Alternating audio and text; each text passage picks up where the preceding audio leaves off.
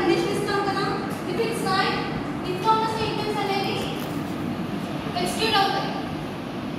ఒకవేళ దీంట్లో if condition 1 అనేది రాంగ్ అనుకుందాం, then if else condition 2 check చేస్తుంది. Okay, if condition 2 is right దీంట్లో స్టేట్మెంట్స్ అనేవి ఎక్స్క్యూట్ అవుతాయి. ఇఫ్ కండిషన్ 2 కూడా ఫాల్స్ అనుకుందాం, దెన్ ఎల్స్ లో ఉంటే ఇంకో కండిషన్ 3 ని ఎక్స్క్యూట్ చేస్తుంది. ఒకవేళ కండిషన్ 3 ఇస్ రైట్ దీంట్లో క్లిక్ అవుతుంది. ఒకవేళ none of the statements if else is false అనుకుంటే అప్పుడు ఎల్స్ కేస్ క్లిక్ అవుతుంది. ఓకేనా, నెంబర్ ఆఫ్ కండిషన్స్ ఉంటాయన్నమాట, మనం ఎన్ని ఎల్స్ అయినా ఇచ్చుకోవచ్చు.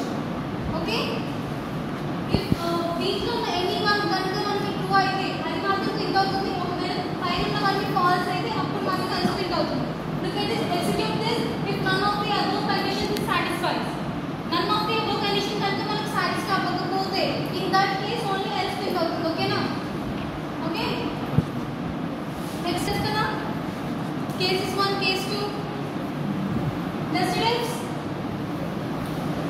Okay, nested if అంటే ఏంటి, any if statement is embedded in the if else. Okay, అర్థమైందా? ఒక if లో ఇంకో if ని ఎంబెడ్ చేయడం, ఓకే, ఇన్వోక్ చేసుకోవడం. లైక్ ఫర్ ఎగ్జాంపుల్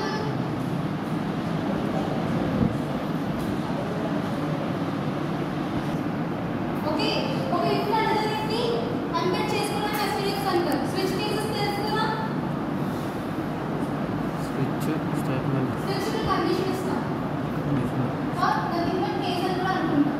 ఓకే, ఇప్పుడు ఏంటి, ఒకవేళ కండిషన్ మ్యాచ్ అయితే కేస్ 1 తో కేస్ 1 క్లిక్ అవుతుంది, ఎల్స్ కేస్ 2 తో క్లిక్ అవుతుంది అప్ టు డిఫాల్ట్. ఓకే, ఇది చెప్తాను